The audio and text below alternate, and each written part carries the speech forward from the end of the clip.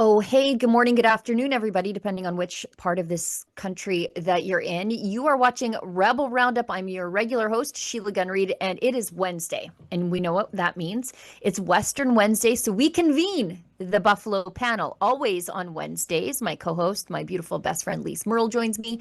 And we also have I'm not sure how I would describe you, Michael. Actually, Michael is a Saskatchewan-based political commentator, but also best-selling author, recently published. Ah, So I am joined today by two best-selling Saskatchewan authors, the pride of the prairies, guys. Thanks for joining us. thank Well, you. it's so good to be here. Yes. Before we get into the meat and potatoes of the show, and before I tell everybody what we're doing, I got to clear up a couple of misconceptions. And some of you seem to be very confused about like a dozen pages of children's literature. When I tongue in cheek describe Lise Merle as a best-selling LGBTQ plus AI author, that's because that's where Amazon inadvertently put her wholesome family values based children's book that points out that children who are infected with the disease of gender confusion by the progressive adults around them should turn to their little parents for support and clarity and reality. And there is Buck the Rainbow Unicorn, Lisa's book, There he is. telling a very wholesome lesson about how your family loves you better than the crazy blue-haired teacher at school. And it is still a number one bestseller in children's nonfiction and LGBTQ plus AI and families. So I just wanted to clear that up because I saw that some of you were still confused in the comments. I don't know if you're confused on purpose, you're just contrarians. And I understand the desire to be a contrarian, but you can get your copy of Buck the Rainbow Unicorn today at Today. bucktherainbowunicorn.com. Yes. Thanks for clearing that up, Sheila Gunn. Reid. Thank you for clearing that up for little Buck. He continues to do really well. He continues to land in the hands of children that dearly, dearly need to hear this message. And we couldn't be more delighted with how Buck is doing on the sales charts on Amazon. Can I just stop before I go into Michael's book? Because Michael is a best-selling author too. He surged to the top of the paperback charts. I think you pushed my books out of the way, by the way. So, but it couldn't happen to a nicer guy. I want to point out that that beautiful multicolored Afghan behind Lise in the background, that was made by me. Yes. I made that. Isn't it Every little lovely? stitch was made by my little hands. That's right. Let's go to Michael now. Michael, you published a book over the last part of December. Tell us about your book and why you wrote it and where people can get it, because I want to sell some books for you too. Oh, thank you. The book is called Authority: Reclaiming Control in a World That Wants to Own You. And it's about where authority comes from, how it's basically thrust upon us, who we grant authority to, and why in many cases you shouldn't listen to the authority that people want you to listen to. And the whole concept of authority has changed from very early authority to where it is now, where the authority is granted upon us by algorithms and AI. And it's a pretty scary place to be right now. And the book delves into that. It also tells you how to protect yourself against people telling you that they're your authority when they actually really aren't. And it's the whole thing started actually in COVID. And I've been writing this for a number of months. When I was guest hosting John Gormley's show here in Saskatchewan, when the COVID thing started, we were being told that we should trust the science, 6 feet apart, mask ourselves, and then trust the vaccines because you would have a 100% efficacy rate, that sort of thing. It would, if you took it, you wouldn't get sick. And these things were brought onto the market in a record time, in a matter of months, not years. And I had some real reservations about this because the authorities, the pharmaceutical companies, the politicians were all saying, this is what we believe in. As a person going on the radio, understanding that words held some meaning, I thought to myself, I'm not quite buying into this. But I was having difficulty saying that to the audience because I thought to myself, maybe I'm just not as bright as these guys. Maybe these guys have all the answers. And if I said something against this, would I be harming people? Right? Right. Turns out that so many things that they told us were absolutely false. Mm-hmm. And they were just guessing at it as well. So that really became the impetus of the book. And it became the starting point of this. And I just kind of took it from there and I kind of examined the whole concept of authority. And it's doing very, very well in the charts right now. So you can buy it on Amazon.ca. Sorry. Bless There are you. books. There are books. There are other books with the word authority in it. If you want to put Michael Couros, Couros, and just put the authority on there, you can find it on Amazon. And basically, it's there and it's doing very, very well in sales. So The book that I'm going to be getting my children as Mhm. I'm raising people who are living in this digital space that didn't exist before they came along, right? Like it's all so new. To encourage your own children to stay human, I think in this Right. moment is really, really important. That's something that Mike's book does with great clarity, is just encourage you to stay human. What a big end to 2025 for all of us. Hey? yeah, Just Yeah. the best. Right? Just All the right. best. Well, I'm glad. Let's sell some books. I think it is a much needed antidote to the lab coat authority that we have experienced over the Yes. last little bit. If you stood on a podium and you overused hand sanitizer, apparently you were authority in public health, even if you were obviously struggling with comorbidities of your own. That's what I learned from watching politicians during Yeah. COVID. I should tell everybody what we're doing around here, and tell everybody how they can get involved in the show, because one of the things that we do that's a little different than everywhere else is that we democratize the show. So we get to say what we want, but I want to invite you and encourage you, our beloved viewers at home, to say what you want to. So one of the ways that you can help us get around the algorithm restrictions is by engaging with our work. So if you've got something to say, put it in the chat where it's free and start a conversation. I do read those conversations, as you'll note from my comments off the top of the show. But if you want to support our work and have your say and have us read your say and react to your say on air, you can do that on Rumble by leaving a Rumble rant. That's their paid chat over there. And you can do that on YouTube by way of a super chat. And if you missed the live version of the show, you can leave a paid comment. It's called a super thanks. And we rely on you because we'll never take a penny from the government to do the work that we do around here. We would be selling our integrity for thousands of dollars, and I feel like mine is worth a little bit more than that. Okay, let's get into the show. Bob Ray pops up again.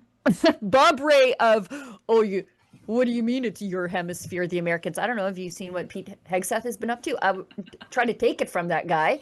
But Bob Ray, once again, who just finished his 5-year ambassadorship to, where was he the ambassador to? The UN, of course, naturally. He says, this is a quote from him.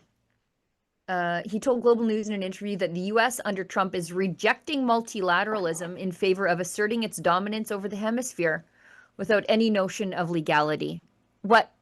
There's no such thing as international law. Can we just set that aside for a second? But this is what he said.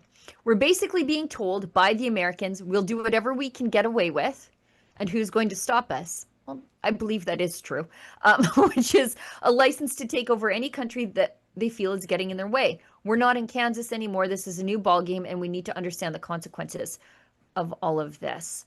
Nobody cares what Bob Ray has to say. Can you imagine, anybody taking Bob Ray seriously at this point? Like, we'll get into what Pete Hegseth has been doing over the last 24 hours, because I love this news cycle. I just love it so It's much. a great algo to be living in right now, Oh my isn't goodness. it? But, Bob Ray crying on Power and Politics the other day saying, how dare they say it's their hemisphere? Well, what are we going to do about it? by the way, by the way. But I literally don't care about the Canadian hand wringing about ousting a narco dictator. I just don't care. Michael? Bob Rae proved himself to be the worst Ontario premier in history from 1990 to 1995. And it's amazing because he's had a lot of competition. He still ended up the worst. You know, it's amazing that Canadians speak out against this because we really have no relevance in the world. Like Right. we have been absolutely neutered by our federal liberal government that basically we don't matter. Like we could have mattered. We could have mattered, but what they have done to this country by neutering us economically, we've got the fourth largest oil reserves in the world, and they have effectively they haven't really shut them down, but they basically said we're not going to do anything more. And now we're in this full position where we don't, it's amazing that we talk out against the U.S., but if we ever got in trouble, we would need the U.S. to come and save us. Yes. Right? Right. It's like being pissed off at the lifeboats in the Titanic, but saying, okay, eventually I got to jump in the thing. Right? Right. It's ridiculous. And so, but Bob Rae or any political talking head or Chrystia Freeland for that matter, who that story just drives me nuts. Right. We're going to talk. But We're going to what talk about her in a little bit. Yeah. We have the UN is irrelevant, and any Canadian politician speaking on behalf of the UN is even more irrelevant.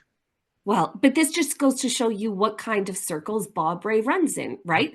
Like he belongs to the Tony European set, the business class and private jets. He's in a class of people that have no touch with the people back home in Canada. You know what I mean? When he speaks, he doesn't speak for the average Canadian. He speaks for these power elitists from Europe. And what I think is really special here for Bob is that what he's basically arguing is that nobody asked permission. No, Trump didn't ask permission to say this or to claim this. Well, no, Bob, because that's what big alphas do. They don't ask the permission of betas. And that's what Bob Rae is in this situation. I love Bob Rae of Rae Days complaining about, American dominance over the region. Rae Days were a little whiff of Caracas brought to the public sector in Ontario when he forced them to have 12 days of unpaid leave because he needed to balance the budget or at least get his spending under control. And now he's talking like he's some sort of moral authority on politics in the world. Allow me to be petty just for a second. Okay. Just for a second. Can we bring up a picture of Bob Rae for a second? Bob Rae looks like the final form of the Power in Politics panel. Because, I've remarked over and over again they start looking like each other. They all start looking like each other, but more to the point, if you go down the line, they start looking like the same potato in the stages of going to seed. You sort of start with Althea Raj, and then you get to Chantal Hébert, and then Andrew Coyne, and then the final form, I believe, is Bob Rae, where it's just, and then by the time you get to Bob Rae, you can just cut it into 4 and then drop it on the ground and get a new potato plant. It's quite something to look at. Anyways, let's keep going. The reason that the Canadians should kindly shut up, and everybody else should actually shut up about what's happening in the Western Hemisphere, where we're all a little bit more safe, by the way, and less potentially less polluted by toxic drugs on the streets of our cities, is because the Americans can do this.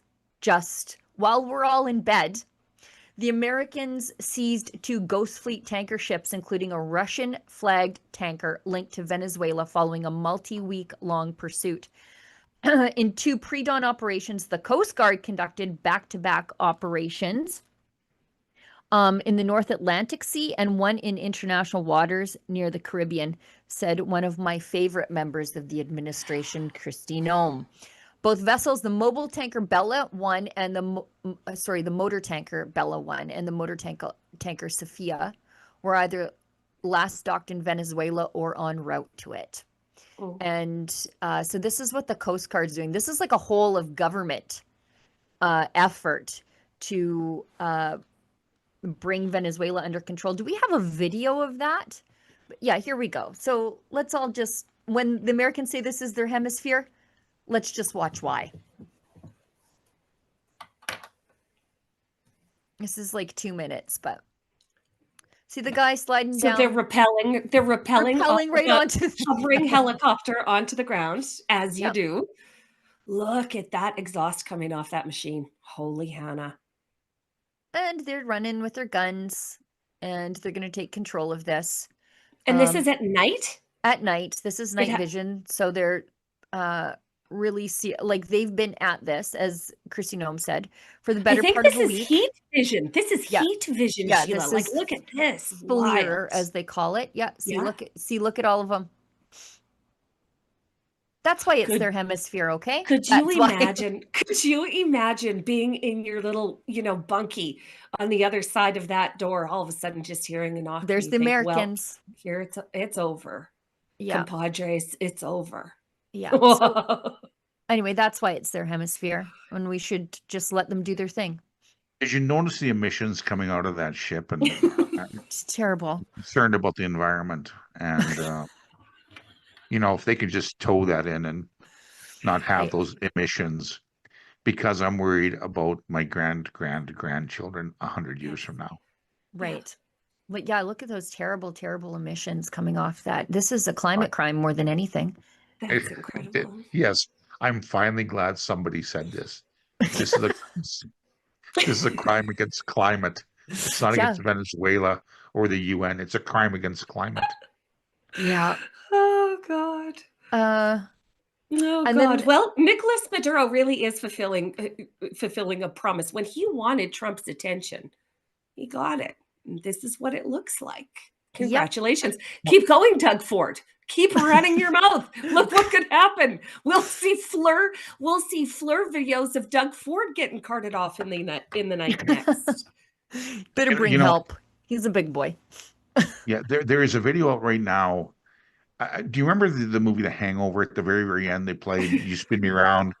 That song. There's a video right now of Pete Hegseth and Donald Trump, and they're basically the very, very last shot where the 4 hangover guys are looking at the phone. Now somebody's turned that, and it's basically a bunch of AI generated images of Maduro being arrested and them playing putt and bounce and Maduro in handcuffs and all that. It's absolutely hilarious. It's like we live in the worst time ever, but we live in the best time for Israel. I say it just about every day.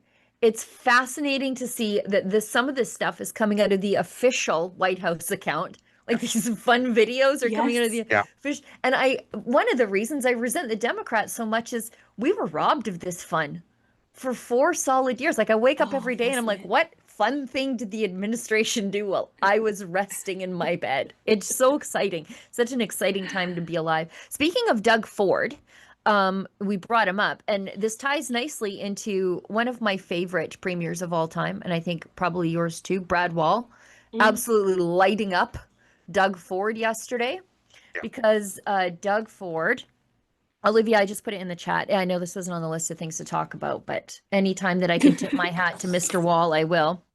Doug Ford is going to remove Crown Royal from the LCBO next month, effectively banning a product made by unionized workers in Manitoba and Quebec due to the British company Diageo moving its Windsor area bottling plant to the U.S., but that facility primarily serves the U.S., and we know that this is made with products from Canada, in Canada, by Canadians. But Doug Ford made a scene pouring out that alcohol, and as Brad Wall points out, this is the most pointless self-inflicted whiskey-related injury since Jack Daniel died from kicking his safe. Like, I did not know that that's how Jack Daniel had died. Did you, Michael? An infection. No, I didn't know. Thanks, Brad Wall, for that factoid. We're never going to forget it. Yep. Yeah, and the funny thing about this basically is he is so irrational, Doug Ford, on this booze thing, that you almost think that he's going to get rid of Crown Royal by filtering it through his kidneys first, because he's just acting. Yeah. I'm going to get rid of all of it. I'm going to drink it all and get rid of it through my kidneys. At first, I thought Doug Ford's communications people were just inept and stupid. And maybe that's the case. Maybe that is the case. If you're listening, are you inept and stupid? Leave me a chat if you work for Doug Ford. But actually, I'm starting to think that you maybe are like me and just immensely dislike Doug Ford. And you're doing everything you can to sabotage him. Is that what's happening, guys? I can't believe that this is a real thing that he's doing. I feel like Doug Ford does a lot of water carrying for the Liberals, and that he's been given some pretty bad advice to act pretty deplorably. I think he's being encouraged to do what he does. You know, he's being somebody is whispering in Doug Ford's ear, "This is going to be a winner, Doug. Like, dig in here." And then while the rest of us recover in shock, maybe it's being done on purpose. Who knows? I think some of these communication offices, whether it be the PCs in Ontario or even the NDP basically in Saskatchewan here, they are 20-somethings or millennials that basically are writing these things, and they think they are appealing to their age bracket. But the reality is, you know, in many cases, politics is not just about your age bracket. And you've got the most ridiculous things being written by the comms departments, right? And many of them are just using AI. Many of them are just putting these thoughts together through AI. And it's like, it's the most terrible communications you can absolutely imagine. I don't think Doug Ford, basically, people don't like him. I think they're all in his ball court. They think he's doing things that are right. You know, the fact that he's a conservative premier just blows me away, because obviously they don't know what that means. No, truly not. There is such a disparity between Eastern conservatism and Western conservatism that Doug Ford's brand of conservatism makes absolutely no sense to us here. None. Well, even Atlantic Canadian conservatives that basically say we're going to fine you $28,000 for walking into the woods. Right. It's like, I'm sorry, that's not conservatism at all. Right. Like, right. It's just we've lost the concept of conservatism in this province. A funny story: I was in Florida a couple of years ago, basically, and I took 2 Uber rides with 2 Democrat voters who were driving me around. They were further right. The Democrats in Florida were further right than our conservative politicians in Ottawa were in Canada. I completely believe that. Yeah, I completely believe it. Right. Now, it's like, no. Yeah, it's like you guys seem to be almost reasonable here in Florida. So, yeah, I don't even want to hang this squarely at the feet of the young people that are working comms. Like, maybe these young people are trying to work comms for Eastern boomer audiences, but because I think it's young people, it's got to be young people running the social media accounts for the Trump administration. It has to be, without question. Like, and they're doing a hell of a job, especially like the Homeland Security, Customs and Border Patrol accounts, which are just my personal indulgence that I allow myself for about 20 minutes every day. I just scanned the regional ones to see the fun arrests set to fun music. If I were a young person in the United States, I would be like, sign me up. I want to work for ICE, because those accounts are so good.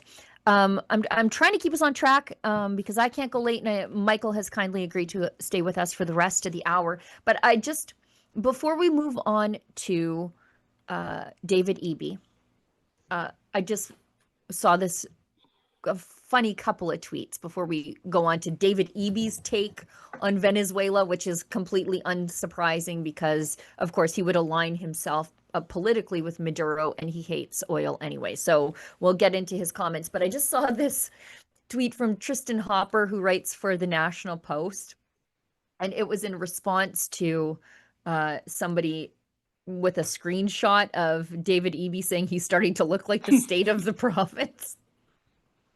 And again, I'm being petty, but then Tristan Hopper posts, "Good morning, Mr. Premier, sir. A court just gave voting rights to bears and claimed you said they could do that. A bear delegation is waiting in the lobby." Yeah, because why not? Why not? But let's roll the clip of David Eby responding to the renewed push for a west-west pipeline in the wake of while the American seize control of Venezuela's oil patch. Premier's direct response to Alberta Premier Danielle Smith basically underlining the events in Venezuela as she says, emphasizes the importance that we expedite the development of another pipeline. So how do you respond to, Danielle Smith, pointing to the events in Venezuela as a case for another pipeline to BC's coast? Sure. Well, Premier Smith has her MOU with the federal government. She and Prime Minister Carney will work on that. I believe that one of the core requirements of that MOU needs to continue to be that there is a private sector proponent that's willing to pay for that. In the 5 to 7 years that a new pipeline will take to get built, assuming a proponent can be found, British Columbia will have no fewer than 6 LNG export facilities reaching final investment decision and beginning construction, worth tens of billions of dollars to the Canadian economy, thousands of jobs. And to be blunt, I think that we should be discussing how we strengthen our country by using our resources and developing them here, including the potential for a refinery here. So if the proposal from Premier Smith is that tax dollars should be spent, given the low price of oil, to build that pipeline, I think we should have a serious conversation about whether that's the best use of tax dollars. I don't think it is. I think we should be developing resources for Canadians, and we should be developing resources for export. And that's why I would be supportive of discussions around increasing refinery capacity here in Canada, if the plan is to use tax dollars. We've got a pipeline behind us that is not at capacity, that could easily be expanded. That's not the topic of conversation for some reason, but it could be. As if he'd let us expand that pipeline. But the province of Alberta, actually, I'll let you guys react to that, because the province of Alberta launched a website yesterday to debunk the lies we all just heard there. But I'll let you guys react. Did they? Well, no, what I hear David Eby saying is, no, Alberta, we're not going to let you explore your pipelines through our province while we have all of these other federally funded projects that are on the way. David Eby is being territorial and proprietary on an industry that exists outside of BC, and he's showing his unwillingness to operate in good faith here, I think. It's almost anti-Confederation, what he's saying there. And a lot of Albertans are going to say, well, what is even the point then? Go ahead, Michael. I didn't really realize there was a business case for LNG. At least I was told there wasn't one. Right. Right. So why is he building these LNG plants? David Eby is in trouble right now, and politically, and he understands it. He knows it. So right now, a 5-point larger lead in the polls, he wouldn't be talking about development. He wouldn't be talking about any of this stuff. But he knows he's up against the wall. To his credit, he understands how hated he actually is. Mm. So now all of a sudden he's talking about things that might, the idea of, they've talked a lot about interprovincial trade, and I agree it has to be done. But we don't make our money off ourselves. It's like taking in each other's laundry and doing it. Basically, right. We have the world's largest market below us. Right. The biggest market in the world. And for some reason, we're thumbing our nose at it. It's because we believe we're morally superior to it. We don't need them, whatever it is. It's the dumbest move by provincial, and it's more than one provincial premier and the prime minister. Basically just, I'm not sure why Carney is jetting all over the world when he should be in the U.S. right now. And Eby should be working at getting things done. Like, I don't believe there's still so much regulation on getting these LNG plants built. I doubt they'll be built, right? No. As long as we've got the Liberals in power and the NDP in power in BC. Right. So, well, it's a pipe dream. Right. And there's one thing that these people who say we need to increase refining capacity here forget, and that is that our customer doesn't want refined product. Yeah, that's right. Our customer has refineries built to deal with Alberta heavy crude. And so those refineries need feedstock. We are the feedstock. They don't want refined product. Those pipelines are not for refined product. And so when I see people say, we need to focus on refining at home, Okay, but I live in Upgrader Alley. I know a little bit about, refining. This is where I am. My son builds refineries. But that's not what the world demands right now. They want our feedstock for their refineries that are tooled for our product. And we are in a precarious situation right now, although it'll take a while for Venezuela's oil field to get up to snuff. I mean, they're dealing with decrepit infrastructure and just a complete and total lack of investment. But the Americans will move fast because they want it and they need it. And those refineries are okay to handle Venezuelan heavy oil also, because it is heavy oil as well. So that is something that Albertans need to be aware of, Canadians need to be aware of. But just moreover to the point on this, yesterday, incidentally, the Alberta government launched a website to host information about a proposed pipeline. And it's called the Northwest Coast Oil Pipeline, because there's no actual pipeline that's been proposed.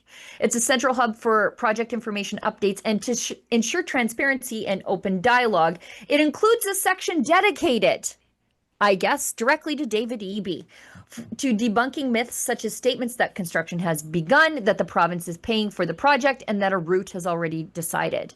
So all they're doing is spending $14 million on early planning work, but the aim, of course, is for a private sector company to take the lead and Indigenous partners to come on board. We don't have a problem getting Indigenous partners on board here in Alberta. Northern Gateway was an Indigenous partnered pipeline. They just wouldn't let us build it.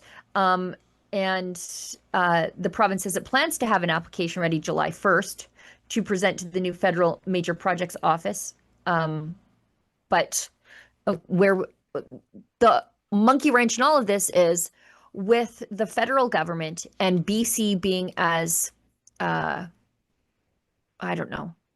Obstructive? Yes, obstructive. Yes. Obstructive, I guess, as possible. Who's going to invest in us when you have Venezuela right now, where you will be backed by the Americans It doesn't to get the project done? Yeah. It's not, it makes Canada a pretty hard choice. Yeah. When deciding who to do business with. You're going to do business with the guys that take 10 years to do anything and hold you up in regulations and bankrupt you before you even start? Or are you going to go with the one that can give her?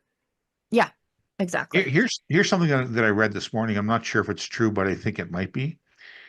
Venezuela is not that far. Matter of fact, they say in this article that basically Venezuela is closer to the refineries in Texas than we are from Canada to Texas. Yeah, for sure. Right? So, people think that Venezuela is some far off land. It's not. Basically, it's at the very northern tip of South America. Mm-hmm. So, Olivia, could we look at a map? Could we look at a world map together, all of us, just real quick? I'll tell you a little story. When I was flying home from Brazil and trying to get out of the climate change conference required me to fly across the country, like from west to and then down the country all the way to Sao Paulo and then back up. I had to fly into Punta Cana for a couple of different reasons, but one of them was the airspace over Venezuela was closed. So I couldn't get any closer. I had to go the other way. And I guess that was the Americans at the time doing their little operations, prepping for it. But it is a lot closer than we think, by the way. Anyways. Right.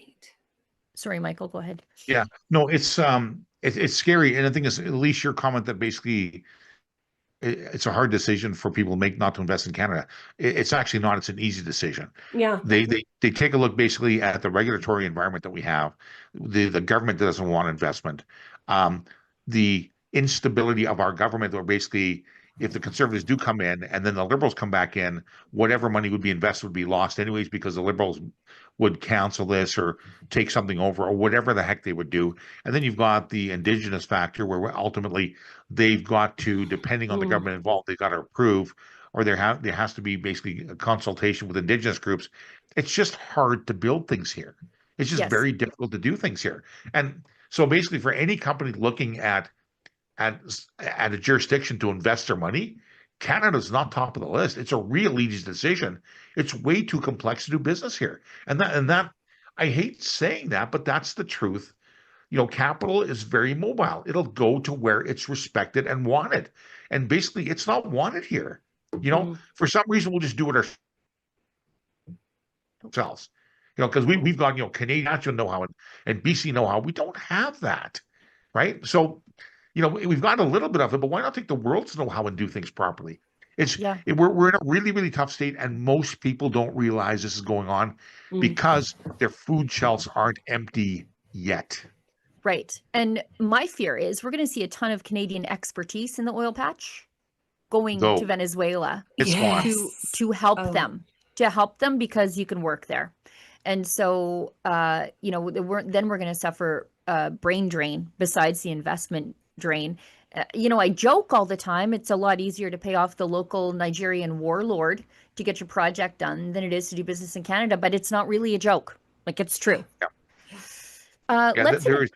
Sorry. Go ahead. No, go ahead. One last comment. Basically, I wrote about this just recently about the capital drain that's happening and the people drain. It's not actually being reported by the feds, but the amount of people that are leaving Canada right now because they realize that in many cases for them this is a dead end, and it won't change for many, many years. The numbers are staggering. How many people are actually leaving Canada to pick up somewhere else? Yeah, and when our oil patch isn't allowed to work or we hit a downturn, those guys, the best and the brightest, they don't just sit at home and wait. Like, your very best, they go to other places in the world and work as Canadian expats because they're very sought after to continue to work in oil and gas. So there's none of this just transition stuff. You just transition those oil field jobs to another country. It's not like they go to work on the windmill farms of the future. They go to work in Kazakhstan, or they go to work in Mexico, or they go to work in Venezuela, or they go to work in West Texas. They continue to work. They continue to generate economic wealth. They just don't do it here. Yeah, and unfortunately, once they leave, they don't typically come back. That's the problem, right? Yeah. Because there's no reason to come back here. One of the things that we have in Canada versus the U.S. right now is it's way harder to live here than it is to live in the U.S. Oh, yeah. Right. It's just everything is harder. Like, it's just that'll be another topic for another day. But the thing is, I could list a dozen things right off the bat when you go and visit there, how much it's easier there. Everything from the fact that you don't have to bring your own bags to the grocery store, things like that. Right. It's just hard to live here sometimes. It's all the time. What do you mean sometimes? But it's cold, and it's damn cold. It's cold. It's cold. We have no plastic bags, no health care, no housing. Inflation is at 4%. Like, the list goes on and on and on. We have no plastic straws. We have no plastic straws. There was a comedian from Scotland who basically talked about plastic straws, and basically some lady was giving him hell because he was using a plastic straw because it was a single-use plastic straw. She goes, well, it ends up in the ocean and it kills turtles. And he said, well, then it's not single use, is it? So, I've been to the Amazon. I've seen how the Brazilians treat the Amazon, and I can't have a straw because of that. Thank you. No, that's right. Make it make sense. Let's do an ad break, and then we'll come back on the other side and we'll discuss Greenland, because a conversation with somebody from Greenland did not go the way David Cochrane thought it would go, and it was quite hilarious. Let's hit an ad break. We'll come back on the other side. Hey everyone, Sheila Gunn Reid here, and I'm thrilled to introduce the 2 books that I just wrote, and I use that word pretty loosely. Meet The Case for Confederation, Alberta's Compelling Reasons to Stick Around, and The Case for Confederation, Saskatchewan's Compelling Reasons to Stick Around.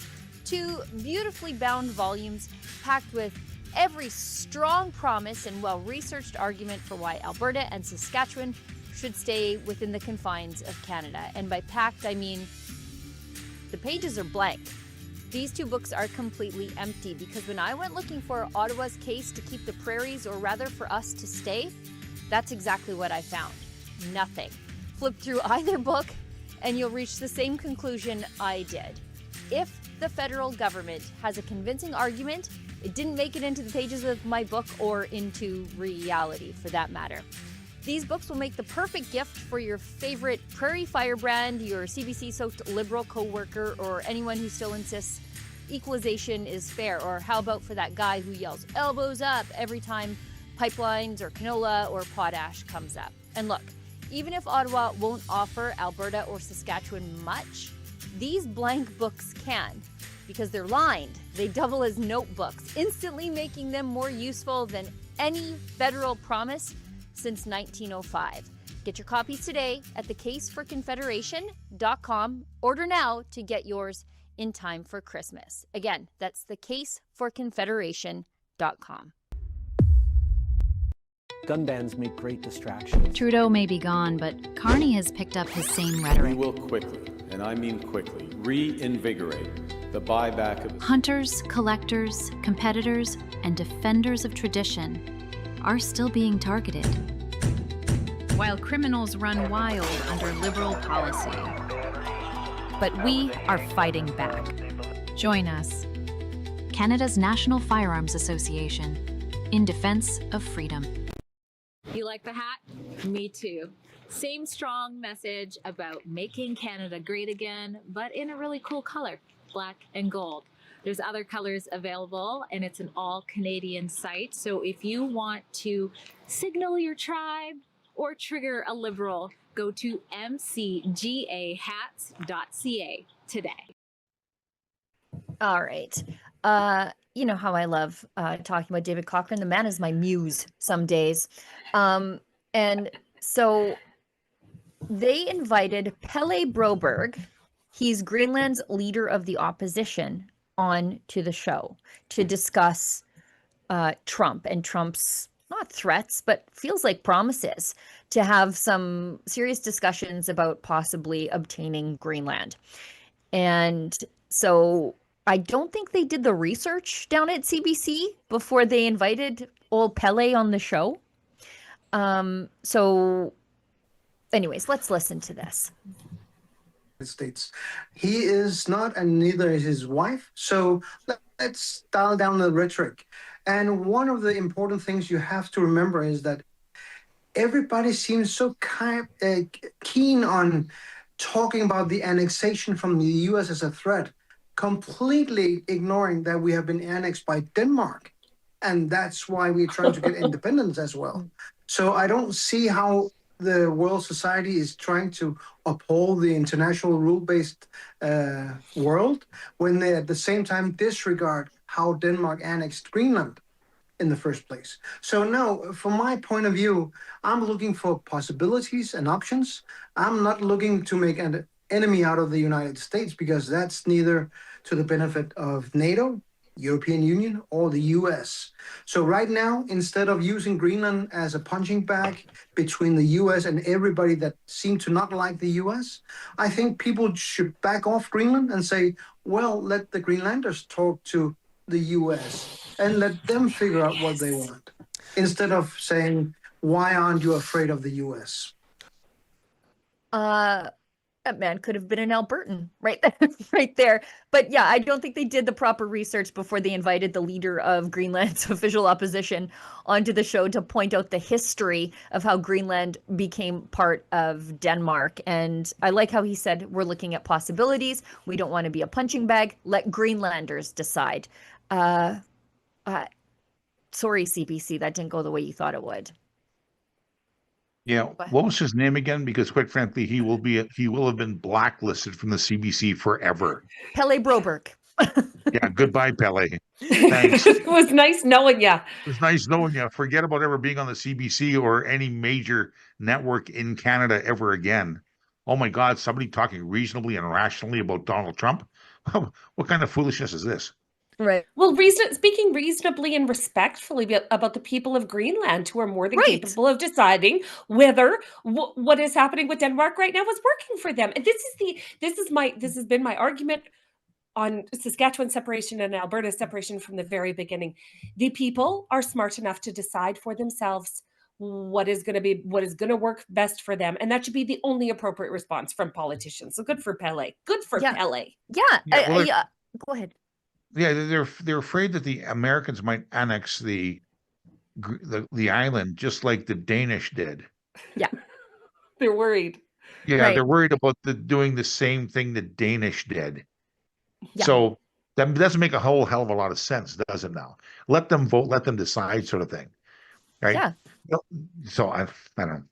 I just love CBC just putting their leg in a bear trap like that, and it's not done. It's not done I wish because you would have gotten David Cochran's, his face after he was told this. Does we he have have it. this? we've Do got you a have little it? clip. We've got a little clip because Cochrane was sort of like he looked around for his fainting couch. It wasn't there, so he thought he would press back. He tries to sort of goad Broberg, and Broberg then mocked the Danish government right to David Cochrane's face. So maybe let's watch some of that. Well, well, with respect, I mean, that's not what I'm asking, I guess, is we don't know what their intentions are. We have had, in my lifetime, referendums on Quebec separating from Canada, and that is a choice for Quebecers to make and Canada to deal with in a legal form, as they have rules around their territorial integrity. And I think that is certainly the position of most other countries, that what happens with Greenland is up to the people of Greenland, the people of Denmark, to decide on their own through whatever mechanism exists in your laws. But they are talking about, in their national security strategy, of a dominance of the hemisphere, and saying, the president on Air Force One, that they're going to have more to say about Greenland in like 20 days, and that they would like your territory. So you see no sort of menace in that whatsoever from the President of the United States. No. That's interesting. Yeah, but you have to, again, remember, what you're talking about is two different things. It's not the territory that is important. It's the people. Mm-hmm. A territory is never granted any powers by international law. It's the people. So again, I'll repeat it once more. Why doesn't everybody just back up for the Greenlandic people to have a dialogue with the U.S. without the press present? Excuse me for saying it that bluntly, but because the press doesn't seem to help at this point. You only seem to make it worse by creating a conflict where there is none, because everybody is speculating. Right now, what I heard from you before was that, well, Stephen Miller says something. Well, Donald Trump, who is the president of the United States, has already said that it's up to the Greenlandic people to decide what we want to do. And what we actually need to do right now is have a dialogue between Greenland and the U.S. without Denmark or anybody else present, to figure out what is it they want to do. We're not even there yet, because everybody is talking about annexation and NATO is falling apart and all that, instead of actually saying, well, let the Greenlanders decide what they want to do, and then we'll take it from there. If we come running out from that meeting screaming help, that's a completely different matter. But we're not even there yet. We have seen our government for a year now try the Danish tactic of writing Facebook posts and saying, don't call us this and don't say that. That just doesn't work. That's not a mature way to run a country. So what we're proposing is what we've done since 2019, and saying, well, let's have an adult conversation with the US and say, what is it that makes them nervous? And what can we do to alleviate those concerns? Because you have to remember, the Danish Prime Minister back in 2018 told the US that Greenland was for sale, and that Denmark intervened in the airport projects to keep China out. That's the narrative that the Danes used. So right now, of course, everybody in the US thinks we are for sale, and that China is knocking on our door, and that we might be willing to sell our country to the Chinese. Well, no, that's not the case, but that's a narrative that Danes themselves has created. Right. Look, so we need to have an adult conversation. I sorry to interrupt you, but as we're having this conversation, the White House has issued a statement. They say the issue of the U.S. acquisition of Greenland is not going away. Trump is eager for a deal despite objections from NATO leaders. Trump has made clear that acquiring Greenland is a national security priority. And Trump and his team are discussing a range of options for acquiring Greenland. And this is a direct quote: utilizing the U.S. military is always an option. So this is from the White House. This is an official statement from the White House that using the military. So this is presumably vetted and approved by the president himself. So look, I don't want you going into meetings and running out screaming help, Mr. Broberg. I promise I do not wish that on your future. But when they say utilizing the U.S. military is always an option, how do you view that? Why shouldn't they say that? You have to remember, people are so busy trying to put the U.S. in a specific position to negotiate with or against them, and that way you can't take them for granted. And that's why I keep telling everybody that we need to have an adult conversation with them. And you have to remember, as he said, he wants to do a deal. We want independence. They want security. Well, is there anything to gain from both of us? Yeah, probably. But we won't find out until we have a conversation with them. And that can't be through the press nor Facebook. No, I appreciate that. And just as a final question. That's good. Yeah. Sorry, Pele Broberg, you won't be back on the CBC. No matter what David Cochrane tried to goad him with, he just had that smug Icelandic or Greenlandic look on his face where he's just, tried to scare him that the Americans might use the military. And he said, why wouldn't they? They want security. We want independence. There's a deal to be made here. Listen, Mr. Broberg may not be on the CBC, but I guarantee he's going to be on the phone with the Americans real quick because they're going to like what they saw there. I mean, just that he sat there, just kind of like with a smirk on his face, being like, "I see what you're doing here, David Cochrane." You know what I mean? He called him out on it every single time. It was great. Yeah, that was a great interview on the CBC, pointing out that the press is the problem. Yeah, and Facebook. It's funny because Cochrane used the word menace. Like it's because he's going to the Americans are going to invade Greenland because of all the Greenland the drugs that are coming from Greenland, the ecstasy and the booger sugar and all that kind of stuff, and it's so that gives them get in there. It's like it's people talking, but Cochrane and his ilk are so afraid of Donald Trump. They have been so acclimatized to basically this guy being the worst human on the face of the earth, when in reality there's way worse people, including Maduro, and ultimately, it's going to be a conversation the Greenlandish people have. You don't have China and Russia and North Korea going into Venezuela and talking and meeting with them. You don't have all that stuff happening. It'll be a peaceful transition if one occurs, and it'll be one that is done at the will of the people from Greenland. That's it. But oh my God, they're going to take over Greenland, and then next they're coming for Carney. Next they're going to lift Carney out of his bed and basically take him out of there, and they're just going to take over Canada, for Pete's sakes. It's like it's the media in this country is so bloody childish. It's infuriating how bad they are. So speaking of Carney, I just got, as we were on break, a press release from the Prime Minister's office. You see, I'm on the press release list, but I can't actually go to the press conferences. Mark Carney is off to attract new investment in visits to the People's Republic of China and Switzerland. So that's what he's doing right now as the Americans take control of the Western Hemisphere. Oh, God. Right, right. So basically, you're going to be dealing with the Chinese at a time you're trying to get a trade agreement with the U.S. Yeah. Right. So you're dealing with an adversary. You're dealing with people. And by the way, how are you going to get your oil across the tanker ban? I have no idea. But ultimately, you're dealing with the Chinese, and all you're going to do is inflame further the Americans. See, Carney needs people in Canada to be mad at Trump because that's the only quote unquote Trump card he has to stay in power. He needs, Trump has to speak out against Canada. But quite frankly, we're just doing it to ourselves. It's ridiculous. And Switzerland, really? Well, he's going Davos. He's going to the World Economic Forum. Yeah, he can't quit them. Davos. He just can't quit them. I love their cheese. I love their cheese. Their cheese is so awesome. That's their annual convention in Switzerland. Is in January every single year. Yeah. So of course he's going to go there. Yeah, of course he is. I just want to touch on this one thing because we've got to say bye to Michael before we do chats and the cringe. Winnipeg. This is Manitoba's deficit. Who could have seen this coming with an NDP leader there, with the NDP in charge? I mean, it's always the people you least suspect running over these deficits, right? Apparently the deficit is double what was estimated just 3 months ago. How do you get your estimates that bad? It's now projected to come out at 1.67 billion in the red in Manitoba, and they're blaming the forest fires. Well, we all had those. Low water levels affecting Manitoba hydro sales. And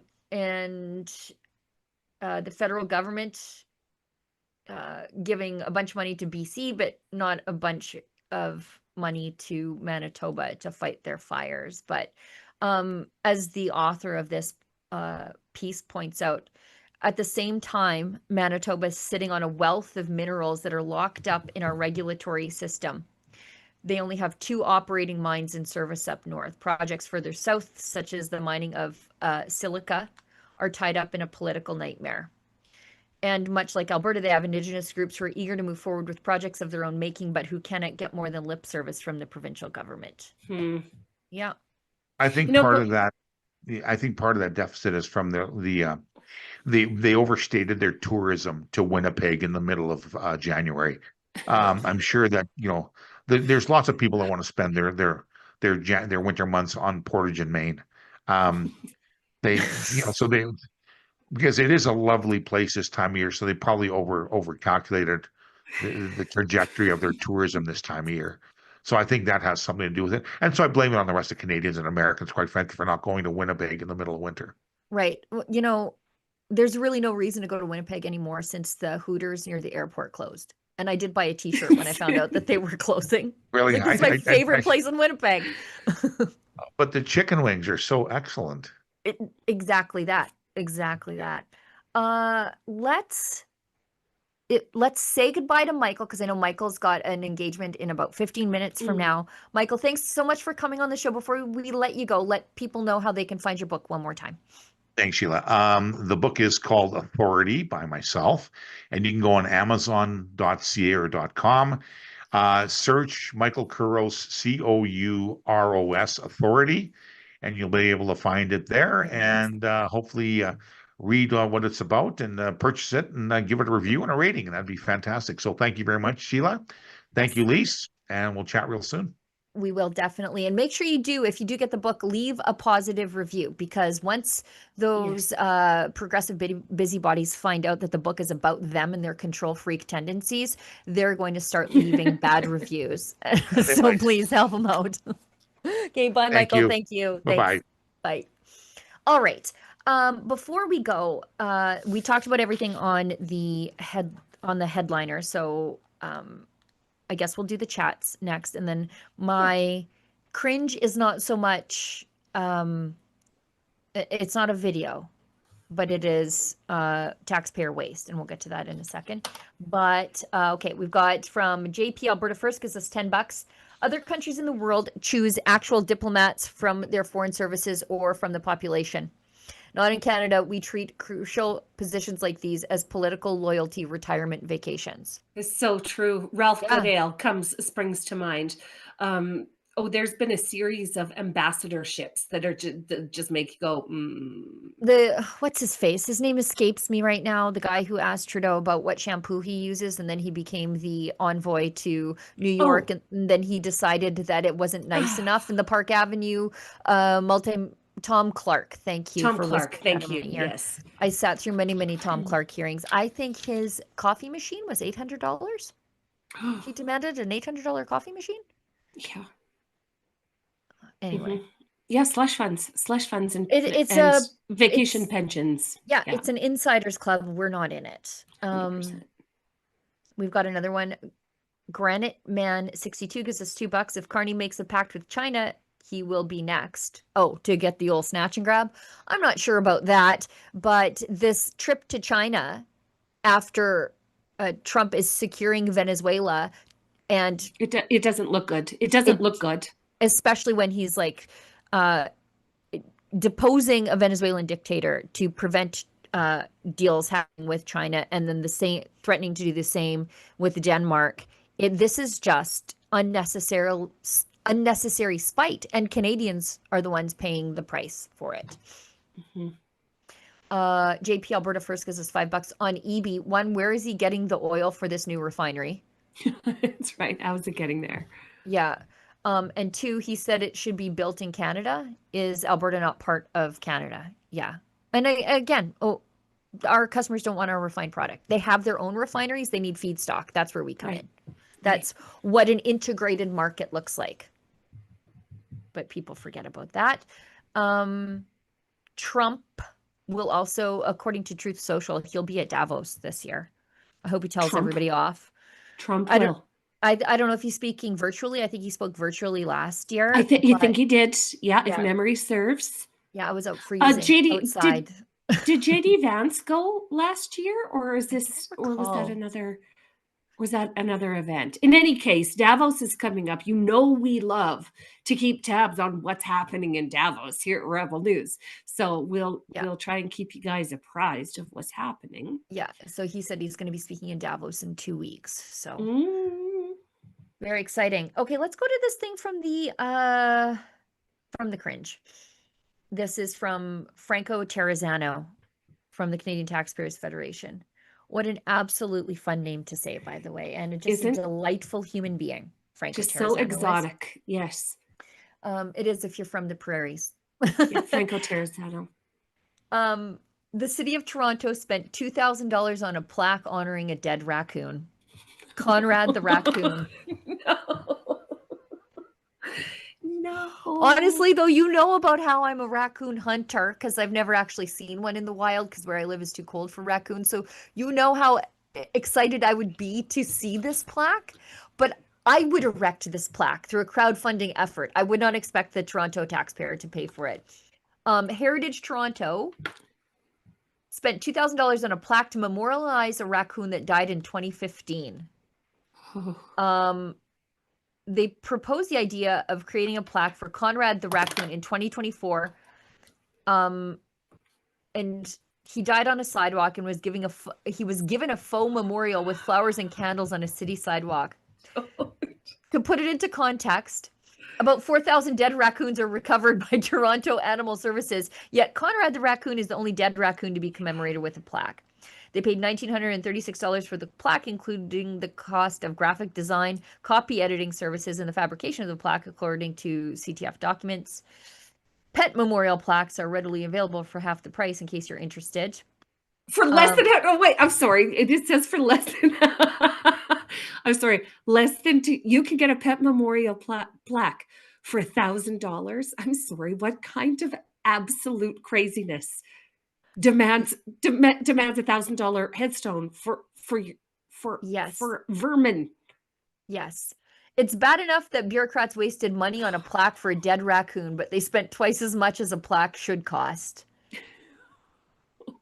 This is Olivia Chow because it was done in 2024. Who thought, yeah, let's put up a plaque for a dead raccoon? That was an internet meme at the time, if I recall correctly. Yeah. I remember those days on the internet. Yeah. I once put a get well balloon on the hoof of a deer in the ditch. One time I did that, but I wasn't using taxpayer dollars to do it. And it didn't cost taxpayers any dollars for me to do that. Went to the florist and everything, got a bouquet, had a little ceremony in the ditch, put a get well balloon on and then left. Yeah. Yeah. It was early in COVID when people weren't really doing anything fun. So. I hit a moose with my Jeep 2.5 years ago. And incidentally, there's a photo floating around of me in a steak costume. I have a steak costume, hot dog costume. I could pull off a whole barbecue in costumes around here. But Kian Simone photoshopped me dancing in a steak costume beside the dead moose in the ditch. And I'm going to go put up a plaque. I'm going to need $800 though. You should, please. Yes. $1,000. $1,000 commemorate the moose. That's wild. That's wild, you guys. Toronto's mayor, man, that lady. I should write a book on Olivia Chow. Just all the dumb things. It just could be a one thing a day. The time she held a press conference for the reopening of the bathroom. Remember that? Yeah, I super do. The opening for the ice rink the other day didn't go as well as planned. For Olivia Chow, call it Timu Yoko Ono. Yoko Ono. Yeah. Yeah. Timu Yoko. Okay. It's our girl. Okay. All right. Thanks for the show today, Sheila Gunn Reid. It's been a wonderful Western Wednesday. I can't wait to do it all again next week. Yes. Thank you. It's been a great first couple of days back on the live stream. I still haven't figured out this chair, but I will. I think I might take it back. It's just too wide. It's just too wide, you guys. I don't know how I'm to sit in super it. struggling with the chair I'm on right now too. Yeah. Yeah. We all did a little bit of an upgrade to our studios recently at Revolution. We're all just getting used to things. Now I gotta figure this out. This is not. But I love the Saskatchewan flag in the studio. Looks good. Thank you. All right, let's wrap up the show. I've got something to do before I have to do the next thing. So I've got to hurry up, do something before I have to do the next thing. Olivia, thanks for bringing up all those elements, because I added a bunch of things as we were talking that weren't on the list at all. So I appreciate you for that. I managed the day without technical difficulties. It was great having Michael on for the full hour. What a delight he is. Buy his book, please, and leave a good review. Buy Lisa's book too, and leave a good review. Please. Yeah. Thanks, guys. And as we've been saying, if you find us offensive, maybe don't find us at all. Hi, regarding Venezuela, what was your reaction when you first heard about Maduro's capture, and how does this improve the case for an oil pipeline to BC's coast? Well, I like many Canadians, am glad to see the back of Mr. Maduro. He's a terrible man. He was a tyrannical dictator. And brought poverty and misery to the people of Venezuela. I'm sure people with personal connections to Venezuela feel that acutely in Canada right now and are glad to see him go as well. But also, like many Canadians, a bit unsettled by the unilateral actions of Donald Trump and his commitment to international interventions like that in other places, specifically the comments of senior leaders of his administration around Greenland, about interventions in Mexico, and his comments about Canada becoming the 51st state. I find that all very unsettling, and I think that it underlines the critical work that we need to do as Canadians to deepen our independence, to stand on our own 2 feet, and the urgency that requires. On the issue of a pipeline, I certainly think that we should reflect on how we ensure we're using our resources well. I wonder why the conversation is not about our existing publicly owned pipeline that is not at capacity and could be expanded. And I want to underline that there is still no private sector proponent, and my strong opposition to the idea of using tax dollars to build a pipeline across the north over the opposition of Indigenous voices. If we've got tens of billions of dollars to spend, I think we should spend it on a refinery, and we should develop oil products for Canadians and for export instead of being reliant on American and Chinese refineries to do it for us. We got to stand on our own feet here, and building that capacity and jobs in our country is something we should be talking about, and as opposed to shipping raw resources out as quickly as possible when we already, frankly, have a pipeline that could do that right now.